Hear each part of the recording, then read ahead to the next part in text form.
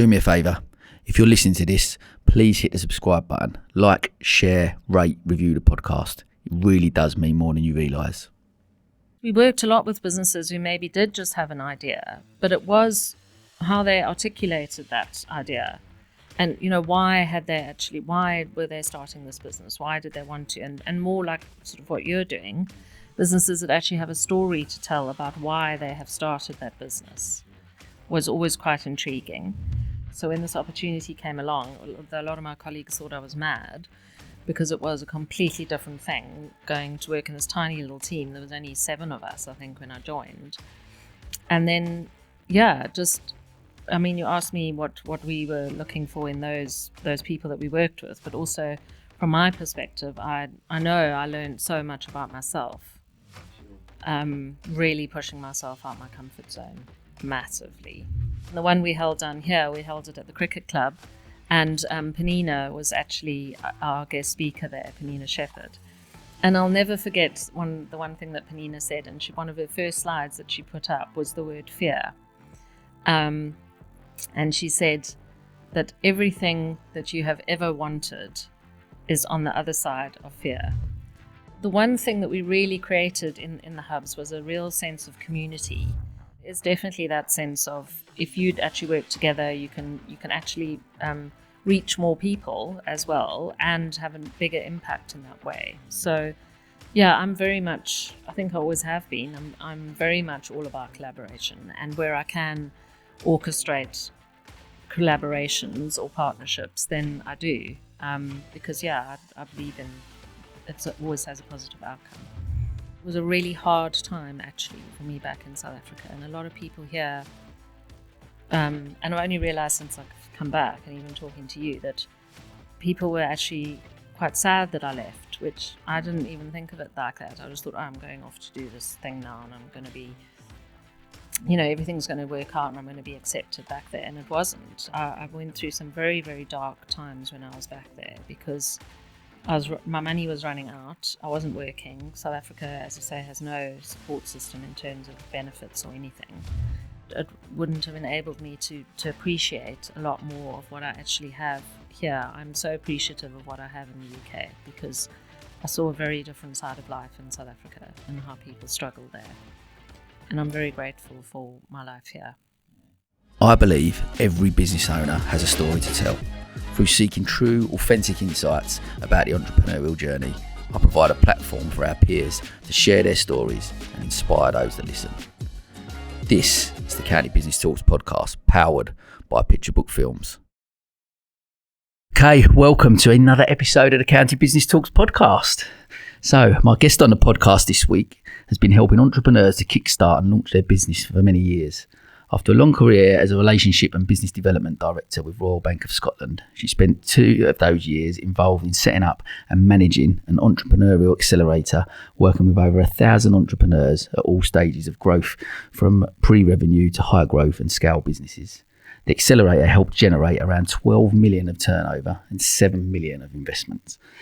Through management of the key partnerships with the University of Sussex and Brighton University, the accelerator created internship opportunities and generated over 300 jobs within Brighton.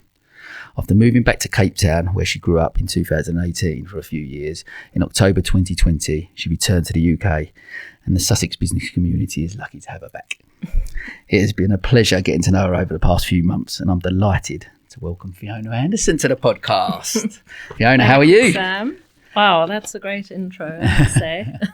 Listen, it's great to have you on. It's so strange, isn't it? Our paths had never really crossed previously. And then since you'd come back, we kept bumping into each other, and it was so great to finally meet up and have a coffee and get to know you a bit more. And I've been really excited about having you on, so thanks for coming in. No, thank you. It's been a great opportunity. And as you say, just our paths, I think, obviously I came back in lockdown, but even before that, before I left, our paths never really crossed. Course, So it has been great getting to know you. Awesome. Well, look, as always, we're going to delve straight in. Just tell the listeners a little bit about you and your story. Where do I start? As you can hear, I'm not from here. I'm from South Africa, grew up in South Africa. But probably a little snippet no one knows about me is that I was born in Zimbabwe. So to Scottish parents. So I could actually have 3 passports if I wanted. I could have I've got a British passport, which I've always had. I'm very grateful for that. I could have a Zimbabwean passport, but don't really see a need for that. And I've obviously got South African passport. Sure. So, yeah, my parents went over to South Africa in the late 60s from Scotland shortly after they got married. And because they needed skilled labour out there, my father worked in the printing industry. And then my mother, and then he got an offer in Zimbabwe. So they moved there, and then I was born there. And then we moved back to Cape Town when I was 2. So I was brought up and grew up in Cape Town. One of the most beautiful places in the world. Wow. Really what was life growing up in Cape Town? It was quite different, I suppose, to anything that or to the way people think about it. Obviously, we had the sun all the time, which was amazing. Although I do recall some bad winters with storms and things, but mostly very outdoor living. Went to the beach a lot. My mother always took us to the beach in the summer. My friends, it was quite an innocent sort of upbringing, I think. Unfortunately, my parents did get divorced when I was very young. I was 5 and my brother was only a baby. He was about 6 months. And my father chose then not to have anything to do with my brother and I. So it was what could have been a very difficult childhood, but it kind of wasn't. My mother's mother came to live with us. So actually just before my brother was born, she came out from Scotland on the mail boat with her trunks and everything. And so she came to live with us, and she basically sort of brought my brother up, because in South Africa there's no benefit system. There's no free anything. You pay for schooling, you pay for medical, you pay for everything. So my mother really had to go out and work. So, and I'd started school. So I kind of think my childhood is very much a memory of my gran always being there.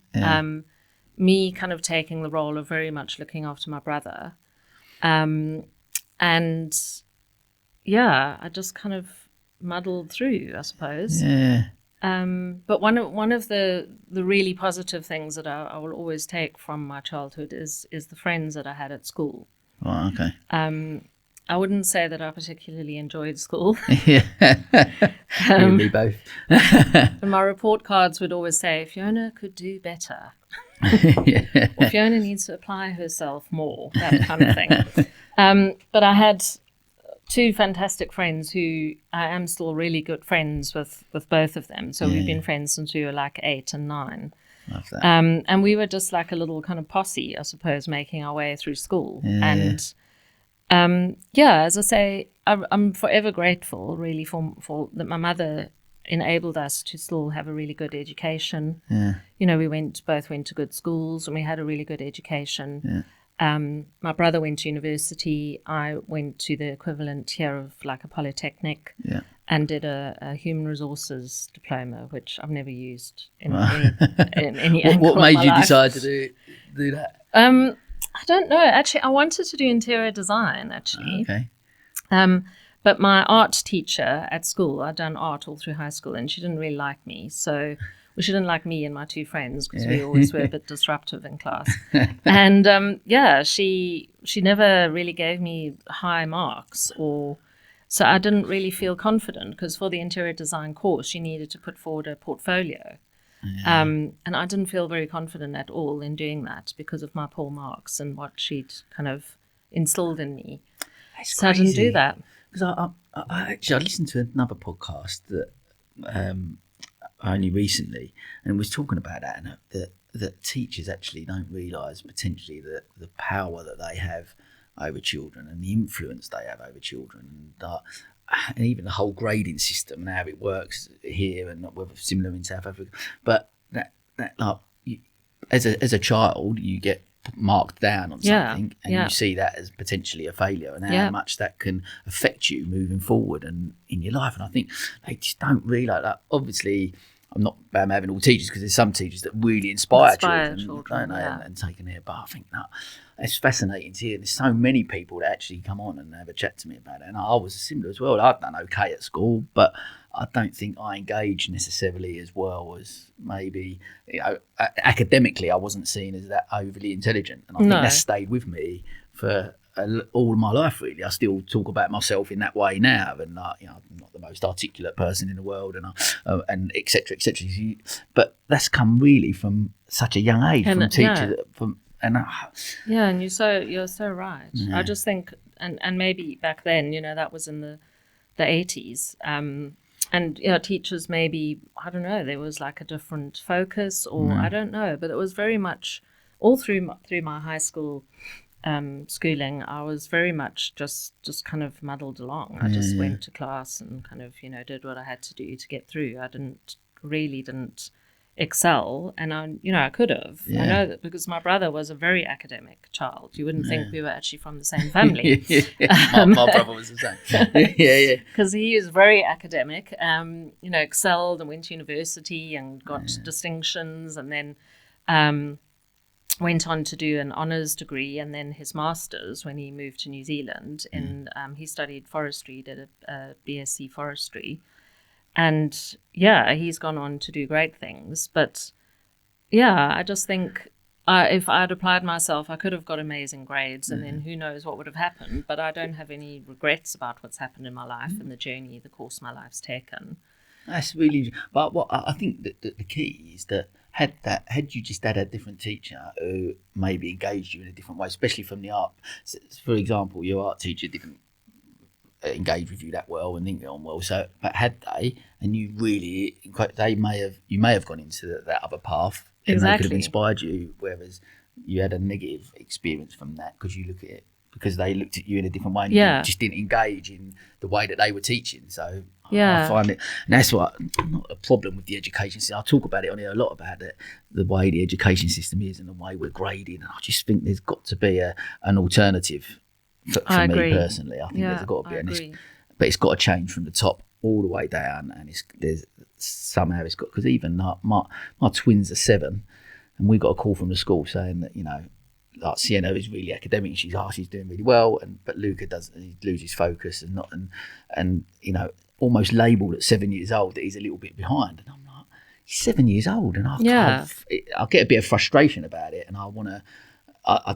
As much as I don't want him to be behind, because I want him to be with his peers, but part of me goes, well, maybe he's just not engaging in the way that it's being taught. That's prescripted or whatever. Because children are very much.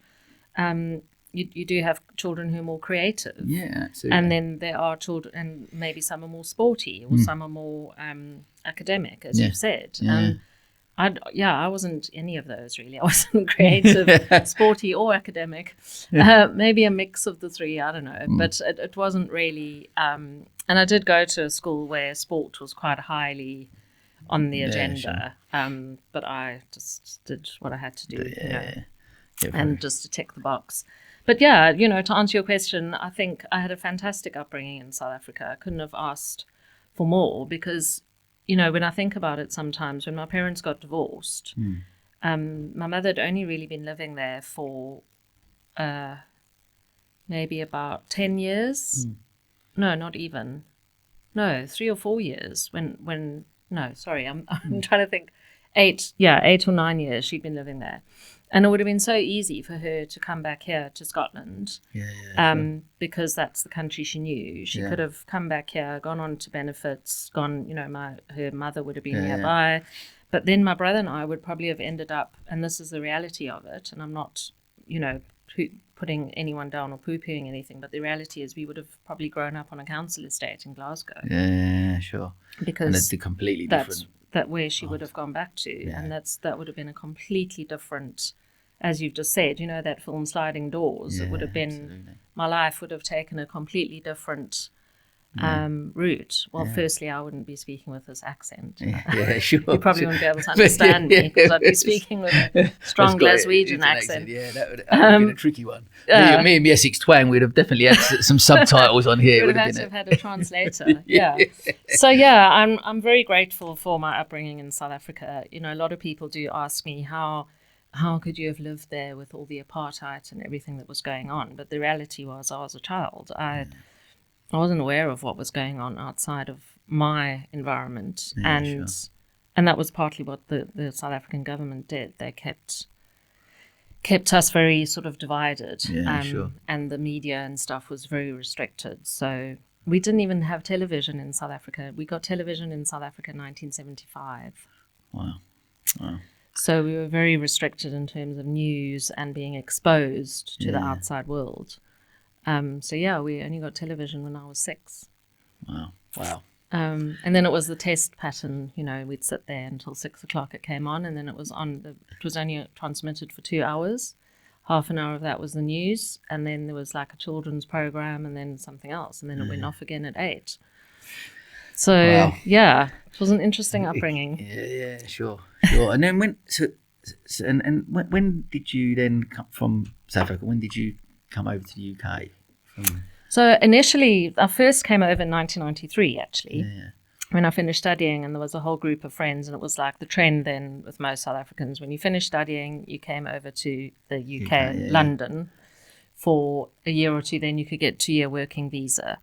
So, but I was lucky I had a passport, so it didn't matter. But so I came over in February 93. I'll never forget, I left South Africa. It was about 30 odd degrees and landed in London, and it was 2 degrees. It was horrendous. My first experience of real cold. And then, my friend I was with at the time, she'd been here the year before, and we decided we were going to just look for work in a pub. That was the thing to do as well. All the Aussies, Kiwis, South Africans came here and worked in pubs. And we ended up working in a really cool pub called the Rising Sun in the city of London, so quite close to Smithfield's meat market. And it was very close to the Royal Mail depot as well. So the Royal Mail guys would come in. They were like the first to come in when the pub opened at 11. And we worked there for, I think, 4 or 5 months until the summer. And had the best time ever. It was run by an Australian guy. There was a Kiwi guy and his girlfriend who worked there in the kitchen. And then there was an English guy who sort of helped behind the bar and did a lot of the washing up and stuff. And we were a great sort of little trio of Antipodean people there in the middle of the city of London. Amazing. So I did that. And then one of my other friends who come over, we decided to go traveling Europe, which didn't really get very far. We got the ferry across to, I can't remember where now. It's somewhere, and then landed and went to Amsterdam. But we landed in Amsterdam at a bank holiday weekend and hadn't booked any accommodation, so you can imagine. Tried to find accommodation unsuccessfully, ended up going on the train outside of Amsterdam, and then met this Canadian guy who was randomly wandering around also looking for accommodation, and we ended up getting a hotel, and he paid for the hotel for us. Amazing. He was a really nice, very nerdy guy. He was so lovely. And he insisted Kath and I have the double bed, and he had like a little camp bed in the room. Fair play. And then we traveled through Holland a bit and went up to the islands north of Holland, and then decided we were going to go to Belgium, so I went to Bruges for all the chocolate mainly.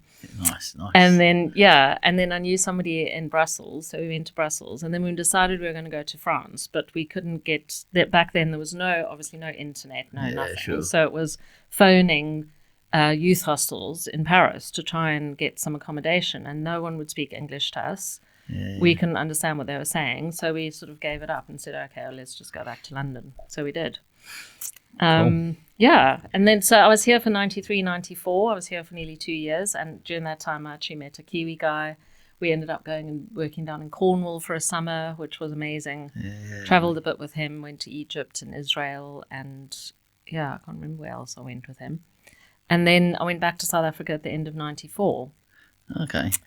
And then ended up working there in the motor industry, strangely. Worked for VW dealership. And then I came back here in 2001. And that's where, in 2001, that's where the bank, what made you want to come back in 2001? My mother had come back here in 2000. So she had retired from South Africa, and unfortunately with her financial situation, she really hadn't been able to pay much into her pension during her life. So with the amazing system here, because she was a British citizen, she was able to top up her national insurance and be able to claim benefits. So she came back in 2000 and ended up settling in Somerset because she had a really good friend there. And then also around that time, I had quite a few friends who were here. They'd either ended up staying here or would come over. And I was a bit bored with my job, and I just thought, I've got a British passport. Why don't I just come back over and see what happens? And then I was here for 17 years before I decided to go back again for those few years. And that was when, obviously, when you come back in, that's when you got into banking, was it Royal Bank of Scotland, and worked for a period there. And I'm keen to obviously go, because obviously a long time at a bank, but obviously one thing I'm really keen to find out about is the amount of entrepreneurs you've worked with, obviously getting involved with the entrepreneurial spark. So in sort of 2015, you obviously helped set up, manage that, and set up. But obviously one of your roles within that was was obviously screening the applicants for the entrepreneurs. So I'm keen to find out, like, what sort of things did you look for in applicants for businesses and entrepreneurs? It was really interesting, actually, because Entrepreneurial Spark was a completely different accelerator at the time to anything else that was out there. So it was actually started in 2013 by a Scottish guy called Jim Duffy. And Jim had been to MIT and had done like a fellowship there, and observed how MIT worked with entrepreneurs and how they very much worked with their mindset and with their growth, and really kind of focusing on that sort of fire in the belly. That if you've got that drive and that fire in the belly, you can make anything happen as long as you believe in it. So he came back here, and then he was very lucky to get some support from I can't remember his name. He's a very well-known entrepreneur and philanthropist in Scotland, who gave him some space, like a whole massive floor of an office building in Glasgow. And so Jim set up the first accelerator up there. Wow. And then strangely, my director at the time was actually the regional director of business banking in Scotland. So he had like 300 people reporting to him. And he'd gone to an event and met Jim speaking at this event, was hugely inspired by what he was doing. And at the time, the bank was still recovering from, the 2008 fallout of when, everything had gone pear-shaped. So my director ended up having a chat to Jim and saying, wished there were ways that we could work with, or the bank could work with him. And the bank ended up forming a partnership with Entrepreneurial Spark, which really was very way out there for the bank, because it wasn't anything that they'd ever done before. Wow. And it happened really quickly as well. My director got approval within a couple of months, which does not happen in the bank. A lot of red tape. And then I'd come back to Brighton. I'd been working in London for 2 years, and then had come back here, and I didn't really enjoy what I was doing. And I heard about this opportunity to start this. They wanted to start an accelerator in Brighton. At the time, there was 2 in Scotland. There was Birmingham, and then they were going to open Leeds, Bristol, and Brighton all at the same time. Wow. And so I thought, why not go? One of my colleagues told me about it, and I was like, let's just go and see what it's all about. And I was so fortunate to get the job because it really did change my life. But to answer your question, we in the first round of entrepreneurs that we had to interview. So we held a sort of stakeholder event at the Amex where we invited all kinds of people from Brighton to talk about what we were doing. Then we put it out on social media for people to apply. And then I think we had over 200 applications for the first intake, and we could only take 60 businesses. Right. So it was a case of myself and the Entrepreneurial Spark had 2 what they called enablers, or like coaches working for them. So the 3 of us were basically responsible for then screening these applications. And there were some that we immediately just kind of, threw out because the business was maybe either way too early stage, or they hadn't come across very clearly really about what the business was or what their idea. So you was looking for that definition of it, so that a company that knew exactly who they were, what they was about. Well, not even that, Sam. It was more about, because we worked a lot with businesses who maybe did just have an idea, but it was how they articulated that idea. Yeah, sure.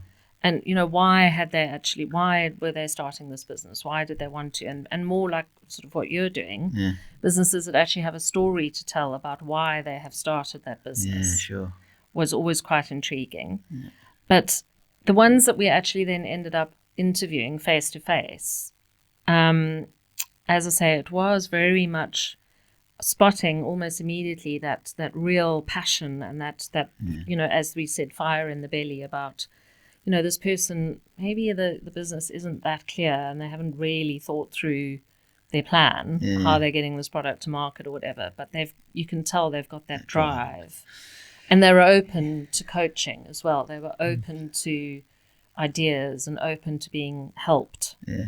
Because I guess that's the tricky thing, isn't it? There's some people that maybe come in with that drive. I've got this idea and that drive and determination, but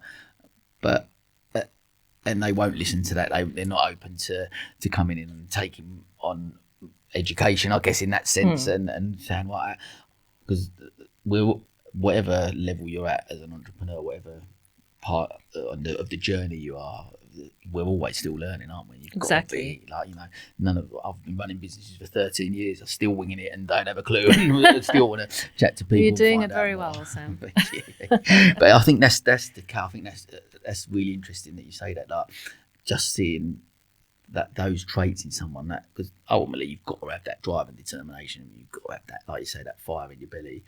But being open to want to learn more from experienced people that can come in and point you in the right direction is quite key. Yeah, definitely. And obviously through all the entrepreneurs that we worked with, there was also ones who you've said, who you could see they weren't open to changing or learning. And those are the ones who then really struggled with things like getting investment, with attracting or retaining staff or people to work for them, because they were so close-minded about what, just about taking on or learning or changing and adapting. It was a very interesting experience for me, because I had always felt in the bank that I didn't really quite fit into the typical bank, like I never saw myself as a bank manager. Yeah, sure.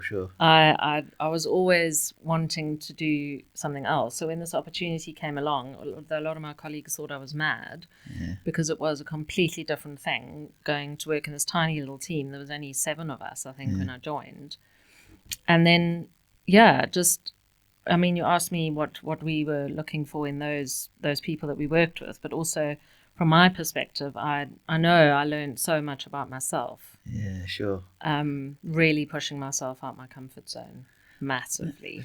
And that's such a key learning for all of us, or whatever, again, about whatever stage of life we're at, whatever stage of business or journey we're at. Like, that's the only way we grow, isn't it? By pushing ourselves out of our comfort zone and going, I just want to, because it's quite safe to be sitting there. You get up every day and you do what you know, and you do it well, and it's great. I get paid for that, but then change and exciting things can happen if you just step out of that little bit. And that's a brave thing to do, I guess, as well. Like for you, especially being in the bank for so long, doing a similar type of role, I guess. Yeah, I didn't move between sort of divisions, but I was always a relationship manager working with businesses, and it was quite a structured sort of role. Sure. It was definitely pushing me way out my comfort zone. And constantly, every single time, I was talking in front of people. I'd never had to do that ever, stand up and talk in front of groups of people. And every single time I did it, I was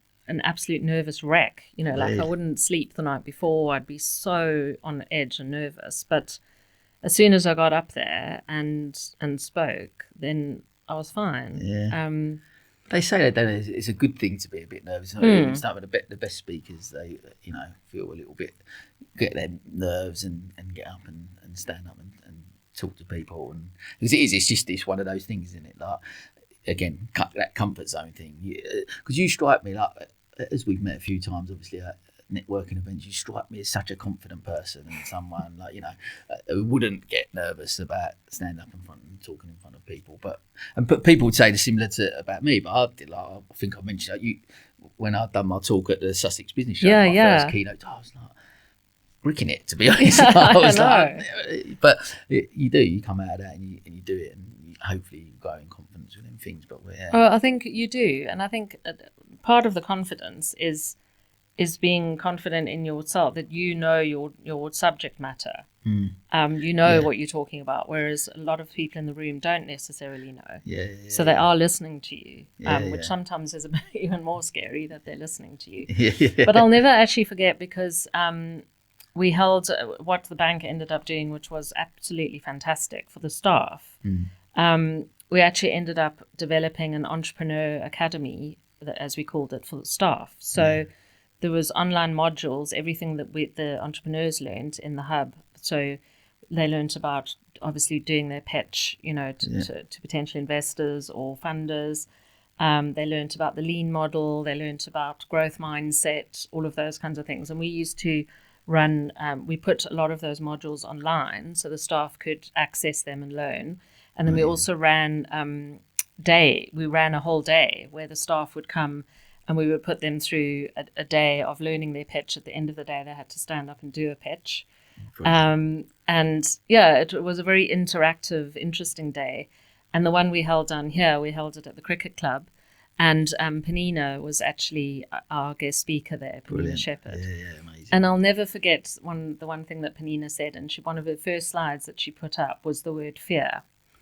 And she said that everything that you have ever wanted is on the other side of fear.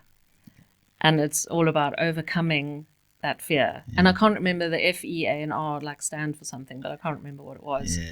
I mean, I know you know really well. Yeah, so she probably... that exact thing. She said she sat here and we had episode 6 or whatever. We had a chat and she said exactly that about the fear. And it's just on the other side. It's just on the other. But I mean that for a lot of people can be a very, very fearful thing in itself. Is overcoming that. It's what holds us back, isn't it? It's massively what holds us back. So I've been very inspired by a lot of the people that I've worked with. Yeah, sure. So was there, thinking back, like especially maybe them first ones that come in or through the journey of running that program, is there any businesses, success stories, or people that really stick out in your mind that business is that run? Yeah, definitely. So, I mean, strangely enough, Sam, I'm actually now really good friends with a few of those people who came through our first intake. I actually count them as very close friends of mine. And they are, and this isn't being sexist, but they are all women.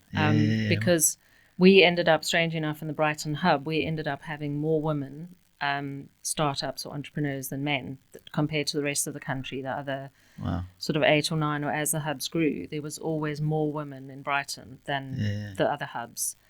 So we ended up doing some different sort of workshops and getting guest speakers in very much to focus on helping women build themselves and promoting themselves. So as I say, there's a few of the women that were certainly who were in our first and second intakes that I'm still very good friends with and count as very close friends. So there was a very young guy who was in our first intake. Everybody was quite shocked at the fact that we'd even taken him on. He was only 14. Wow. His name was Adam, and I can't remember what his surname was now, but he came with his dad. And his dad you could tell his dad was also an entrepreneur, and they'd been very involved in sort of property development and all kinds of things. And what Adam's business was, he was a young Pakistani guy, and been born here. His parents were from Pakistan, but his business was to actually develop and design cards specifically for Muslim and Pakistani traditions, which you couldn't often find in normal card shops or in normal. And also then the business kind of ended up developing into the whole kind of thing for those events.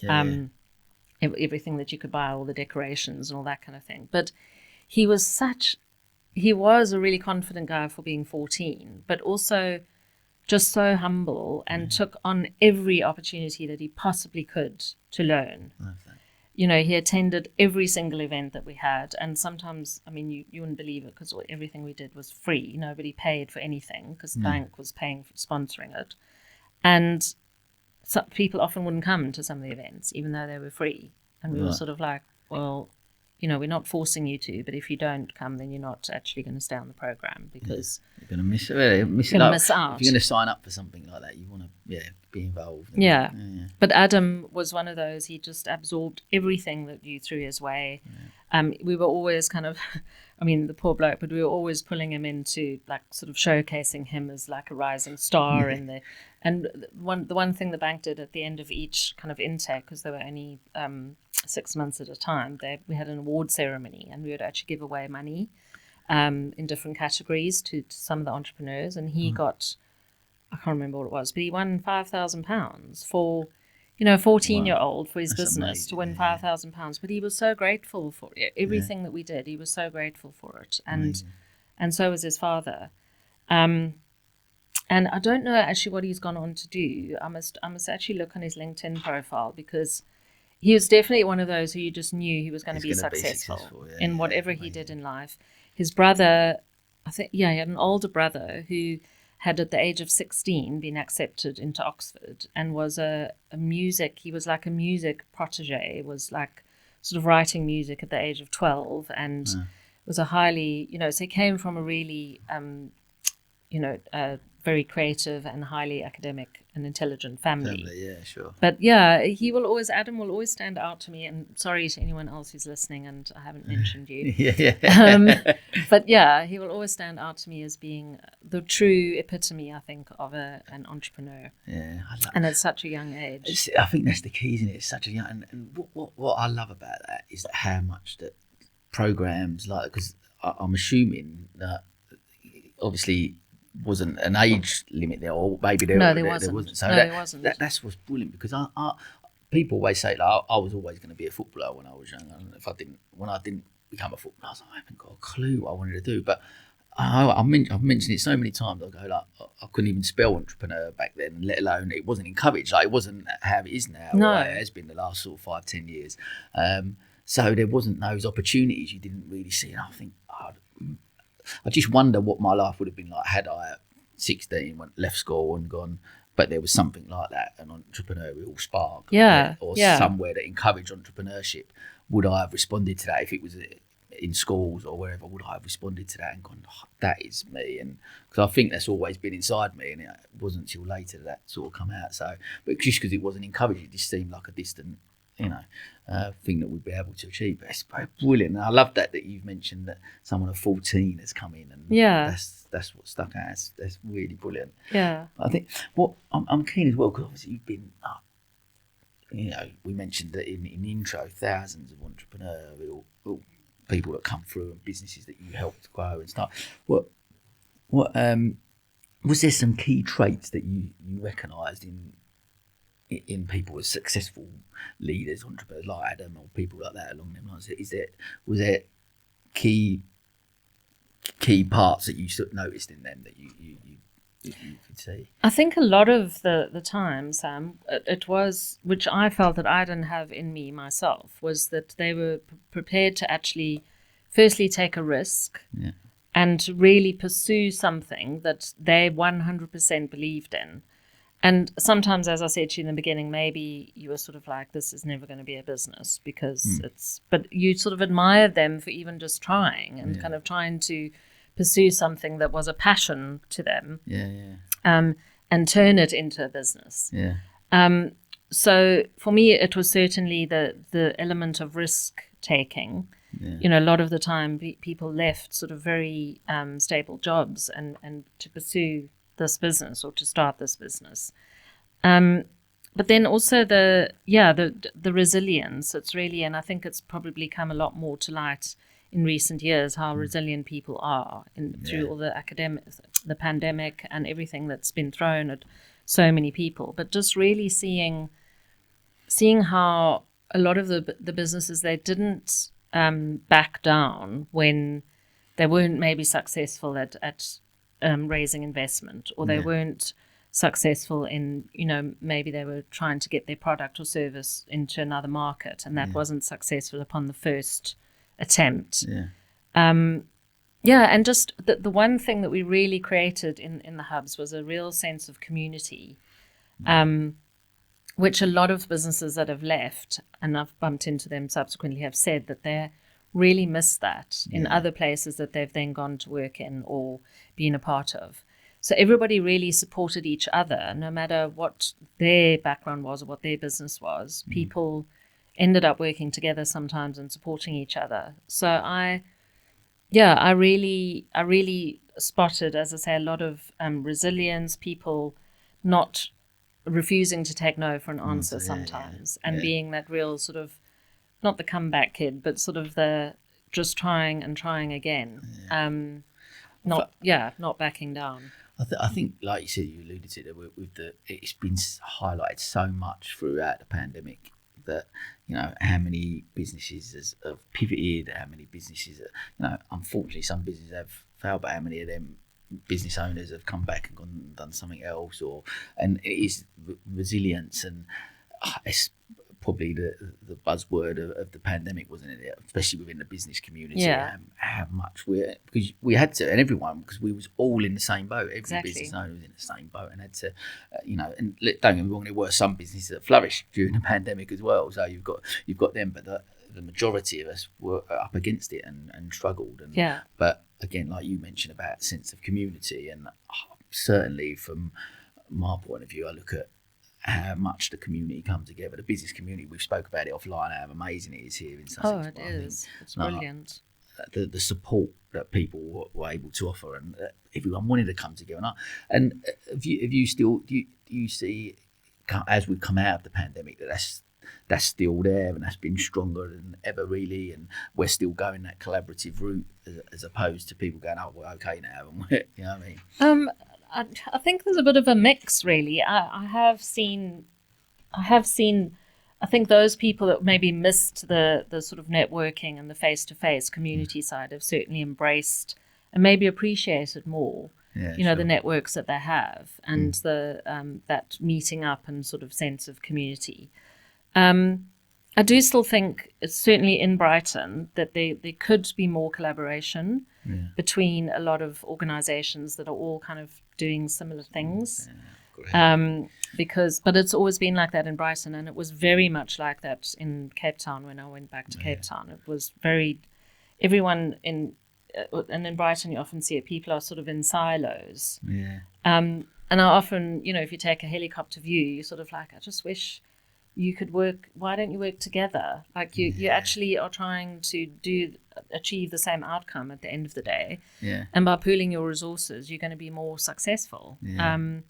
So I think there could be more collaboration, and I'm not sure, maybe since the pandemic and people coming more out of working in their spare rooms and what have you, people are like sort of still a bit shell-shocked about it. But I think, and even, you and I connecting again, there's been a lot of new opportunities and things that have come out of the pandemic, where people have started a new successful business or something different.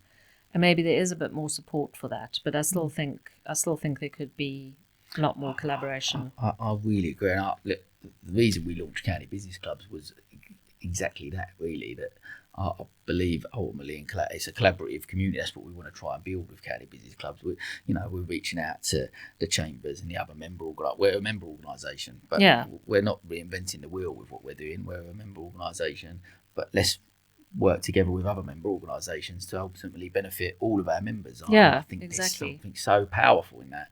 And there has been some resistance from certain groups. And I get it, because as a businessman, I still get the whole competition thing, and of course I get that. Well, are you going to take some of our members? I don't know. My strong belief is, if you do work together, and you can work in a collaborative way, and the collaboration has got to be that it benefits both parties.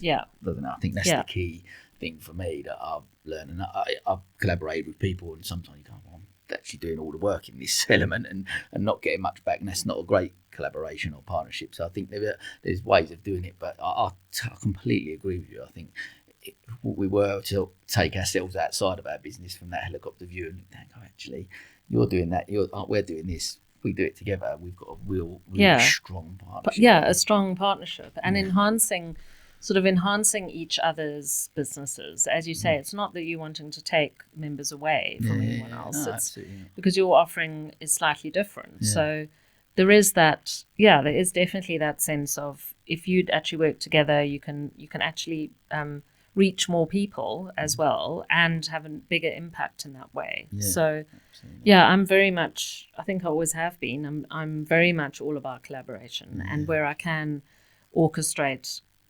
collaborations or partnerships, then I do, because I believe in it always has a positive outcome.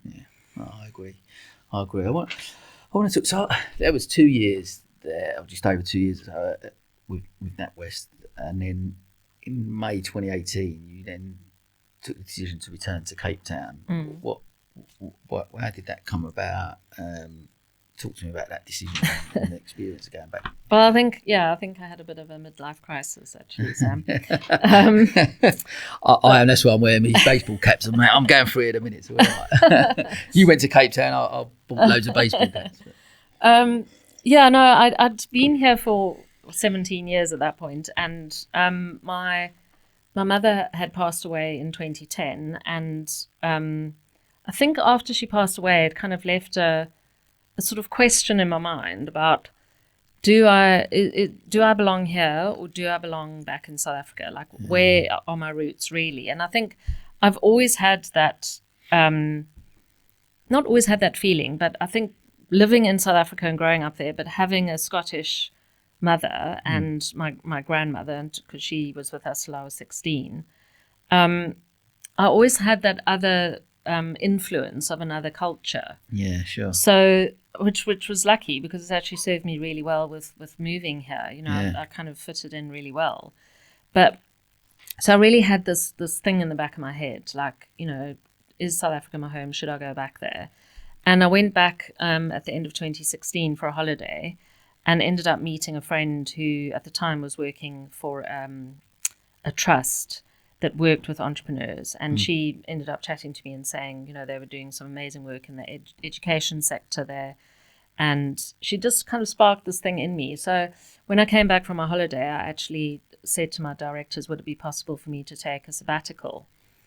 And the bank were very supportive. If you'd been 10 years service or more, then they would give you a sabbatical, anything up to 6 months. It wasn't paid, but so I took the opportunity. I actually went back for 6 months from the end of from October 2017 till March 2018, and in that time I worked more with this friend who was working in the entrepreneurship space, met a whole lot of people, and I thought, there's a lot of value that I could actually add here to the businesses and the entrepreneurs in Cape Town, but in South Africa. Obviously from the program. From my experience from the Entrepreneurial Spark program, but also my banking background and knowing all about cash flow and money and all of that kind of thing. So resigned from the bank, which, some people, and in hindsight, I kind of think I was mad, resigning 17 years with the bank. And I went back to South Africa, and, in hindsight now, I think I was mad. But what I mentioned earlier about that risk and that fear, there was massive anxiety for the whole year before I went. I was continuously anxious and like, what am I doing? Why am I doing this? And when I went back initially, I did, I picked up a job working with somebody, helping mentor some female entrepreneurs, which didn't really work out very well because he ended up not paying me what he'd promised me, and there was a whole lot of things. But I went through that whole journey there of lots of kickbacks, lots of pushback from other people, not really accepting me that I was South African. It was like, oh, well, you've been away for 17 years, so why have you come back? Really? And it was so disheartening. I was very, I was sort of like, but I'm South African. And I know here people think I speak with a very strong South African accent, but there people thought that I've got a more English accent. And I just started getting this feeling of like, where do I belong? Because whilst I was knocking on loads of doors for jobs, I would go through the whole process of having an interview, and then I wasn't accepted for the job. And mainly because the reality in South Africa is that there is they call it Black economic empowerment, but where people from backgrounds of colour will will get a job over a white person, and that's just the reality of the way things are in South Africa because of the past. So that was hugely disheartening, because I knew a lot of the jobs I was applying for I was way overqualified, but wanted to do the job to kind of help people at the end of the day. Then I ended up doing some mentoring, and I did try and start out on my own a bit, doing some consultancy, but I realized I can't work on my own. I'm somebody who loves being in part of a team and working with people. So I went through it was a really hard time actually for me back in South Africa, and a lot of people here, and I've only realized since I've come back and even talking to you that people were actually quite sad that I left, which I didn't even think of it like that. I just thought, I'm going off to do this thing now, and I'm going to be, everything's going to work out, and I'm going to be accepted back there. And it wasn't. I went through some very, very dark times when I was back there, because my money was running out. I wasn't working. South Africa, as I say, has no support system in terms of benefits or anything. I had a lot of friends there, but they also all had their lives. So I ended up I made a lot of new friends, which is great. I've now got new friends and new contacts there. But it was a really, really hard time for me. It was a real struggle. Sure. So did you feel, I guess, at times maybe quite isolated there? Because, like I say, getting to know you and seeing, how highly people speak of you within the business community, and how you are when you're at events, and, smile on your face, and always a great company to be around. And you I guess, I don't know if I'm wrong in saying, but it seems like you feel at home here within the business community. Like you said, I know people are happy to have you back, etc. So, but taking yourself out of that environment where you was obviously well respected and helping so many people within what you was doing with the program, to then going into a different environment where, like you said, somewhere you grew up, where you was expecting that sort of acceptance, and that wasn't there. And feeling quite isolated and not having that support network around you. So massively, Sam. That is exactly how I felt. And as you've said, I've always been somebody who's not. I'm not. A lot of people hate networking or don't even. But I've always been someone who quite enjoys networking. I don't. I quite enjoy going and speaking to new people, but I really struggled with that even there, because people would be sort of like, "Oh, you're from the UK." Like, the first question was always, "Why have you come back?" Which was always put a question in my mind, like, well, because I know South Africa is going through its problems and will continue to do so. So it was almost like, why have you given up being there and then you've come back here? And I always felt like I was having to justify myself, justify my decision to everybody. And eventually it just became too much. It was just I did feel very isolated. I didn't feel integrated into, although Cape Town can be a very, very cliquey place. So it is very much what school you went to, who you went to school with, and, who you know. And I just really struggled fitting in. And eventually I thought, like, why am I doing this? Why am I here? When I really missed Brighton. I really missed my community here. And luckily, through the power of LinkedIn, I was still staying in touch with people through LinkedIn, through my contacts. And then towards the end of 2019 was when I decided I'm going to come back. And started reaching out to people via LinkedIn, just, saying I'm looking to come back, and, do they know of anything in, well, obviously banking was my background. So I was kind of looking in that sector again. And obviously trawling through jobs. And then COVID hit. So that was how's that for you, from mental health, from a mental health point of view, I suppose, and a mindset point of view, knowing that I've come back here, it's not really worked out as I planned. I made a decision, I'm looking to go back, let's reach out and see, and then obviously bang, that hits, and you're like, I can't go anywhere now. Like, what's your mindset around that time? How was you feeling around then? Yeah, it was very hard. I felt probably even more isolated and kind of trapped in a way, because I didn't have a job. I hadn't really been looking to take anything on, because in my mind I was leaving. So so money was really scarce at that point. So that was one of my biggest worries. And then just trying to focus on the fact that, well, I suppose we were all in it together, sort of thing. And I was so lucky because I was living on a friend's property, their very close friend from a long time ago, who they had a little annex on their place. So I stayed there. And the three of us were sort of like a little pod because the lockdown in South Africa was very strict. You weren't allowed out of your house for 5 weeks. Wow. So you could only go to do shopping or if you need a medical emergency or whatever. But other than that, you weren't allowed to do anything. You weren't allowed to exercise or leave your house. Yeah. And we were very lucky. It was quite a big house. There was a nice garden and a swimming pool. And so we kind of joined, we ate together and we spent a lot of time together exercising and chatting and what have you. So from that perspective, I felt it kind of brought me closer to, especially to those friends, but to people, because we were all in it together. Getting that sense of community. We started once a week. We would have dinner over the wall with our neighbours. They would stand on. They had like a sort of structure next to the wall, and they would stand on there, and we would sit on our patio, and we would like have dinner over the wall, which was so funny, and drinks and so there was a part of me when they eased the lockdown a bit. I was sort of a bit like, oh, now things are going to change again. But it was hard, Sam. It was, because I did feel even more, and because no one knew how long it was going to last for. Yeah, sure. And especially, I guess in your head, you made that decision. I want to go back now. And so in your head, you're like, I need to get out of here, and I can't. We're not allowed to. So it's a difficult space to be. It was very, very hard. And then when they did ease the restrictions a bit, and we were allowed out to exercise and that kind of thing, I was very lucky that I lived close to the sea.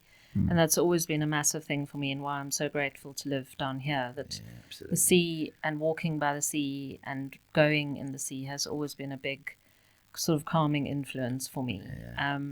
So I spent a lot of time going to the beach, and even though it was actually going into winter then, but Cape Town winters aren't that bad. Yeah, sure. Not like here. So it was really hard to keep that focus that this is going to end, and I am still going to be able to get back to the UK, and I just needed to try and focus on that.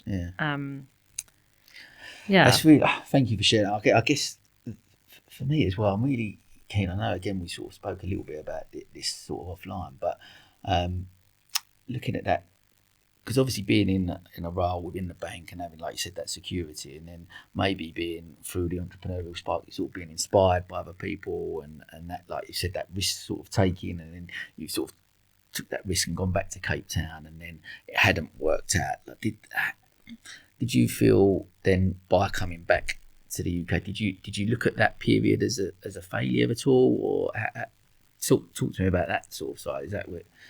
I think that I did feel quite a deep sense of shame, almost. Really?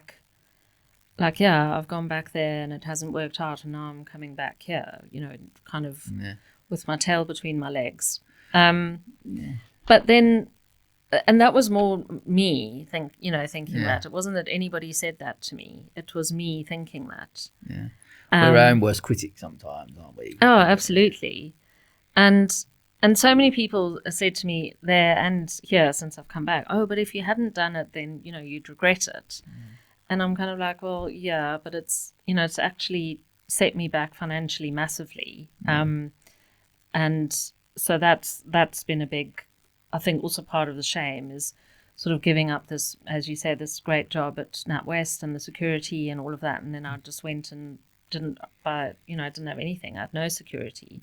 And somebody in South Africa told me, if you think about Maslow's hierarchy of needs, ultimately our, the basics is obviously food and water, and then shelter, and then I can't remember how it goes, family, or then ultimately it's self-esteem. And I think I didn't actually have any of those things. And ultimately my self-esteem suffered massively because, I had food. Okay, didn't have any. I had food and water. And I did have shelter, but it wasn't my own place. It was, I was living on somebody's premises, and luckily I paid them rent and all of that. But I didn't have real sort of support around me in terms of, my friends were there, but they were, as I said, busy with their own lives. And I didn't have a job. I didn't have income. And then, so my self-esteem suffered massively. I was sort of like, well, why does nobody want to work with me? Or why does nobody want to give me a job? So I did sort of come back here a bit with my tail between my legs. But I think, again, like I said to you about when lockdown happened in South Africa, and that sense of everybody was in the same boat. When I came back here, everybody was also in the same boat because everyone was in lockdown here. So I came back in October 2020, and the UK was then sort of going back into a lockdown. But I was so lucky to secure a job from South Africa. I had an interview for a job there, and so I was coming back to a job, which that in itself gave me a massive sense of security. And then after being back for a few months, and things sort of started opening up a little bit more in early 2021, beginning of last year, a few more networking things and all of that, and I started interacting with people again and meeting people, and everybody was saying, oh, we're so glad to have you back and it's great, and that gave me such a massive boost, confidence boost. I was like, it just felt I'd absolutely done the right thing to come back. So mate, like I say again, thanks for just sharing that sort of story, because you can tell that period of your life, I know we sort of spoke offline a little bit about it, tell that's obviously quite a difficult period for various reasons, especially from a mindset point of view. But I for me personally, I would look at that, and I know you sort of about looking at that period of your life and going, I made that decision, should I give up that security and stuff? But I've always been a believer, and you take that risk because it's better to have done something and look back on it and it not worked out than because had we been sitting here having this conversation and you hadn't gone back there and had that experience, then that wouldn't have been part of your story and your journey. And like you said, we get to different parts in our life because of those experiences and those decisions we make. But you've taken that risk. That particular thing didn't potentially work out, but that's an experience that you've learned, and it's helped mould you to become even who you are now. Like you say, even if it is one of the things that you take out is that how grateful you are for the position you're in now within the business community. And like you said, coming back into it, and like I said, everyone I've met that knows you speak so highly of you, and like I said, for me, getting to know you has been amazing. Keep crossing paths and then finally getting to actually chat and meet each other, and with the wealth of knowledge and experience you've got from the banking world, from Entrepreneurial Spark, and that part in South Africa is just more experience that you've got now to take into whatever your next role and that looks like. And I think that's you should take a lot of credit for having that bravery to take that opportunity and go, I've taken that chance. It's not worked out, because now even more so, where you work with more entrepreneurs moving forward, you've got a different type of experience that you can help them with. Yeah, that is actually very true, Sam, and thanks for acknowledging that, because I think just what you touched on earlier as well, where I always come across as being a very confident and sort of together person. Under the surface, I'm not. I do, well, I think a lot of people do, and it's not just women, a lot of people suffer with that imposter syndrome thing. And I think most of my life, because from when I was a child, my mother was sort of trying to hold herself together just to bring up two children after the divorce. And I was always looking after myself. I not looked after, but I was always looking out for my brother as well. But that's just how I was brought up, to look out and look after myself. So I've always been quite sort of closed. Like, I have this outer shell that a lot of people don't get past. And I think a lot of people see me like that I'm this tough sort of, and it's said, I know when I was in the bank, I had to put on a certain persona in the bank, because I was very much a woman in a man's world. Had to always be professional, and had to, sort of be flying the flag for NatWest. And so what letting that kind of go, certainly when I was in South Africa, to be more vulnerable was really hard for me. And it even still is very hard for me to open up and to let people know that I don't always have my stuff together. I'm not always that confident person. It's great that people do sometimes see me like that, because I think it's got me to where I am in job-wise and other things. But I'm not always that person. And I think I think everyone ultimately we all do. We all wear masks from time to time. There's a percent, especially that social media is as guilty of this as much as we put a perception of ourselves that's just one perception there's on that social as well. media. What that looks like. I'm probably I sit on here and talk about authenticity and stuff a lot, and I sometimes feel a bit guilty about some of the stuff I sometimes post because I'm doing this and look at this, and it's great. And people then talk to me about, you're doing so much and it's great, and there's some that's great, and I do love that side of it. But deep down, there is some, sometimes 2 o'clock in the morning working because I'm trying to get stuff done, and I have my own insecurities and stuff that I don't necessarily share that vulnerability as much. I'm trying to change that narrative on here, especially from social media, what I do, even from when I talk to people and people go, how are you? I'm always that, oh yeah, fine, everything's great. Actually, things are a bit tough at the moment, you know what I mean? So it's trying to, and I think listening to what you're saying, I think if we can all be on the same page and all show a little bit more vulnerability, it's not actually a terrible thing, because it just there's that more authenticity that comes across, and more openness and you get to really know, and it's okay to actually go, you're a bit shit today. Do you know what I mean? It's okay to do that. I don't think, and I think by doing that doesn't necessarily mean, I wouldn't then look at you and go, you're a negative person now, or you're not a confident person because you've shown a bit of vulnerability. Yeah. That's just getting to know you a little bit more, and hopefully the same with me. And I think I think COVID helped that to a degree. Definitely. And I'm hoping that we don't necessarily go back, because prior to lockdown, like you said, we and you have both done a lot of networking, and we've all gone in networking and wear their masks. Yeah. Oh, great. Everything's, so busy. And that's the same thing we always do. And yet, during lockdown, I was running verbals, how could I possibly sit on a Zoom call and go, how's the five-a-side football league going? Oh, absolutely brilliant, so good. Can't do anything. So exactly. You was forced to show that vulnerability a little bit more, and forced to speak more honestly and openly. And I think, again, back to the podcast, it's great having people like yourself being able to come on and actually talk about some of the not great times. And the podcast went out on Monday just gone was with Tom Hooper, and we didn't talk a lot about business. In honesty, it was more about mental health and more about his, he grew up in an orphanage and the tough times that he's had through drugs and overdose and all bits and pieces like that. And I think if we can share more of our honest stories and our honest feelings about stuff, we become more connected as people. Oh, absolutely. Yeah. And what you were saying about the community down here in Brighton, I think there is an element maybe where people are a little bit more open anyway in Brighton, because it's in Brighton anything goes, so people don't really judge you. But I think coming from the corporate world that I did, I know that people saw me in a certain way, and even in the business community, people saw me in a certain way, and maybe there is an element of where, if I'm in a sort of professional environment, I will still, as you said, put on that face a little bit.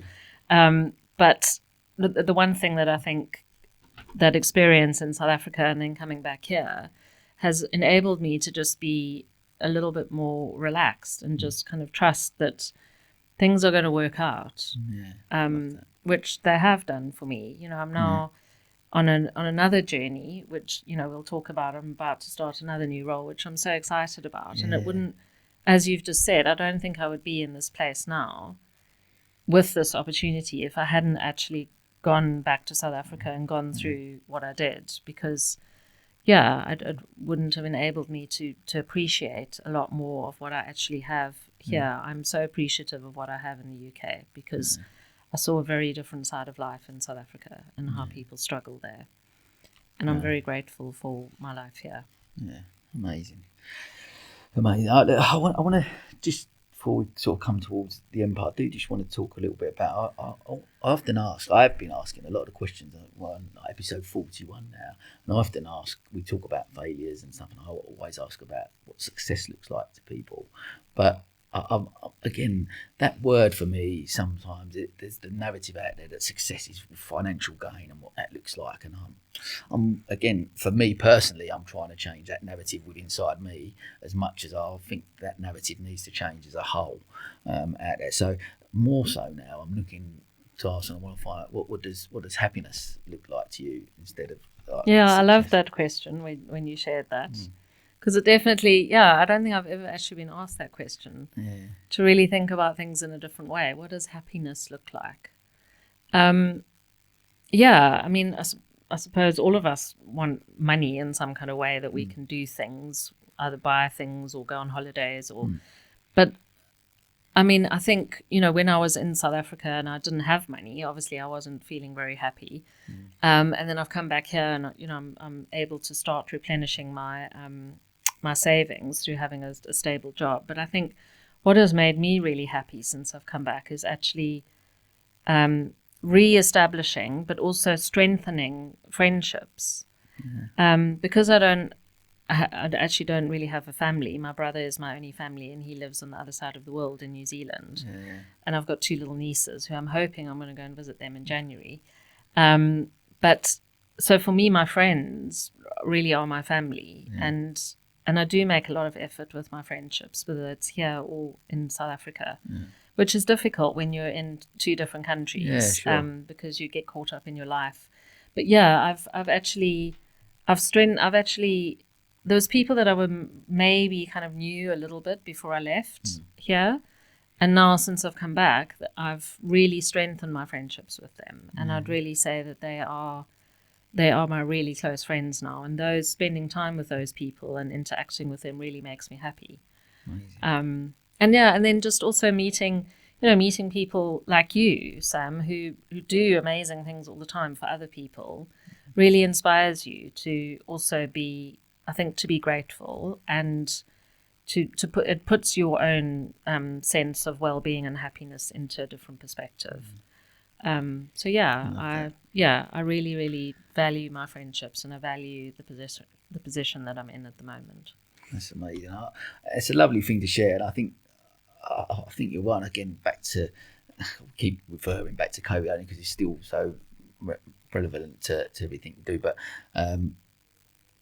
relationship, like when I remember thinking to myself, like during lockdown, that position, I remember saying to my wife, it wouldn't matter if we was multi-millionaires, we'd be doing exactly the same thing, just in a bit of a bigger house. We'd have a nicer car on the drive, which we couldn't drive because we were not allowed to go out. And we're just surrounded by the people that you love, and friendships, family, whatever that looks like, just surrounding yourself with people you love and spending quality time with those people. And again, back to myself being guilty about looking at those things. I know that's what it should be.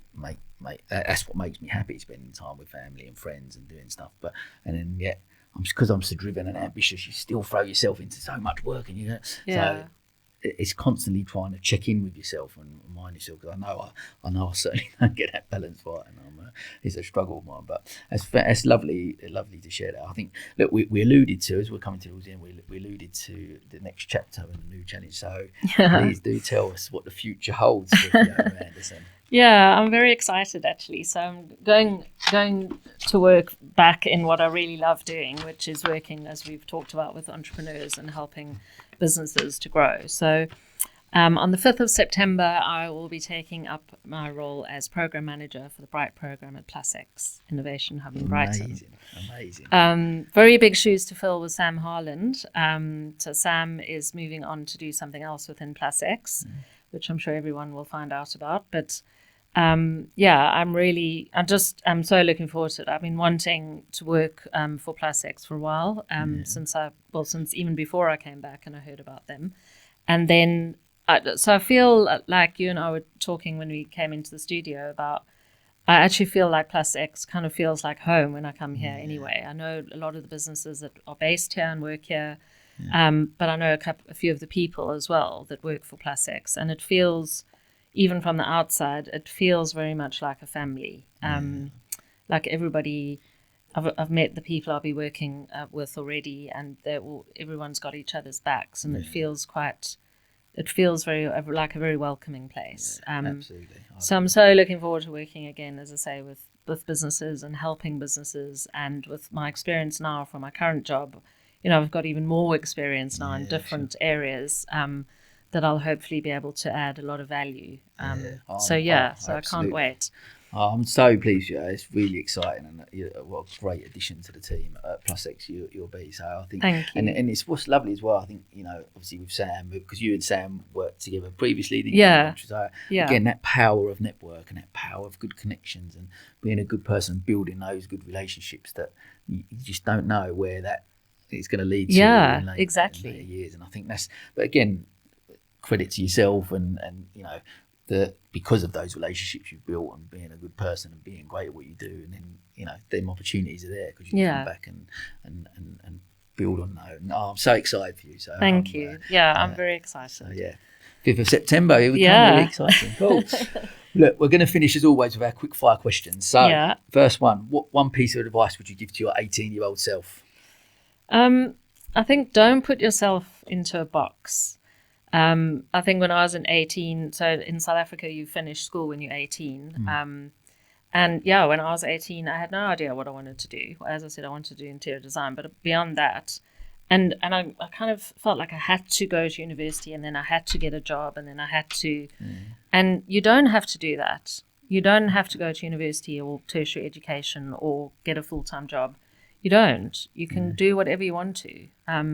You can go and travel the world for a year, and when there's not a pandemic, or as long as. And I think for me, the big thing and part of the happiness thing is that I was helping other people. So, if I'd started doing that when I was 18, maybe gone and worked for a charity or done charity work or something, I think maybe I would have been a lot more appreciative. But I just think younger people who are coming to the end of their schooling life or whatever, just don't put yourself in a box and think you have to do a certain thing, because you don't have to, and your life will be a lot more, your opportunities, and I think your life will be a lot more wide. I love that. Right, who has been your biggest inspiration throughout your journey, and why? This is it was actually very difficult, because I don't want to say, I don't know if there has been any one person throughout the whole thing. I think in retrospect now, and certainly since my mother died, I have huge admiration for my mother, how she actually struggled through her life after the divorce and still managed to bring up 2 children. And we're relatively okay. We haven't sort of gone off the rails in any kind of way. So maybe, my mother is an inspiration at certain times. And I think even there has been a couple of my friends that have actually been a massive inspiration, who've overcome things. There's one of my friends, close friend in South Africa, who had a heart attack at the age of 40. Wow. And completely out the blue. And she came through it, but she had a little boy at the time, and that was her motivation to come through it. And how I see how she's progressed in her life and has just kind of got on with things. And then, there's lots of people over here, I think, who I've worked with. Some of the businesses that I've worked with have been a massive inspiration to me. And people sort of in the local community as well. I love that. Listen, one of the reasons I started this was exactly that. I believe that we're surrounded within the business community by people that inspire us. Why I asked you to come on today, because you're an inspiration to, and will be to, other people as well. And I think, as I always say, everyone's got a story to tell. I listen to some of these really top podcasts that get all the billionaire top people on, on which are great, and I'm inspired by them, and it's fantastic. But ultimately, when people ask me that question, I'm similar. I'm actually the people that inspire me, who I'm surrounded by within this amazing business community we've got here, where there's thousands of brilliant business people, entrepreneurs, and just great people. Yeah, they are. They are constantly. I love that. Well, look, last one. Could you recommend a business book or podcast that you listen to that has maybe had an impact on you? I'm sorry to admit, even though I work in the entrepreneurship space, that I'm not a big reader or listener of business type inspiring books. But there is a book that when we started the Entrepreneurial Hub, And when we were trying to instill the entrepreneurial thinking in the bank, I attended a conference, maybe 2016. There was a big conference for the commercial bank up in London. So there must have been 300-400 people there in this massive room in a hotel. And the guest speaker was a guy who has written the book called The Chimp Paradox. Oh, yes, I know. Yeah. And I can't remember his name now. It's Professor Stephen somebody. But he was the guest speaker, such an inspiring man. And I hadn't read the book then, but I read the book immediately afterwards. And then also within a lot of the workshops and sort of part of the Entrepreneurial Spark program referred a lot to this book. And it actually, the Chimp Paradox is such, for anyone who hasn't read it, it really is such a thing that's part of our lives. We all have that little chimp in our brain who's constantly sitting there saying, you can't do this, or you're not good enough, or you're never going to be able to, get over that. And the Chimp Paradox is all about learning to not necessarily control it, but work with the chimp in your brain. Because, at the end of the day, that amygdala, or whatever it's called, is there to protect us as well from taking too many risks and doing things that might, damage our lives or impact our lives. But I took a lot away from the Chimp Paradox, and just seeing him, as I say, also speak in person, he was hugely inspiring. Amazing. So that is it's a great book to recommend. I know of it very well, and brilliant. So, well, what a great way to finish. Listen, Fiona, like I say, thank you so much for coming on. No, thank you, Sam. Absolute pleasure. Like I say, getting to know you a little bit more finally over the last few months, and it's been brilliant conversation. Thank you, obviously, for sharing and being so open and honest about especially the time in South Africa. So, look, welcome back to Sussex. Great news about Plus X, and like I say, what a great addition to the team, and I'm sure you're going to absolutely smash it. So, thanks. Good luck on the 5th of September. Awesome. Thank you, and thanks for the opportunity. Thanks, Amazing. Sam. And that is a wrap.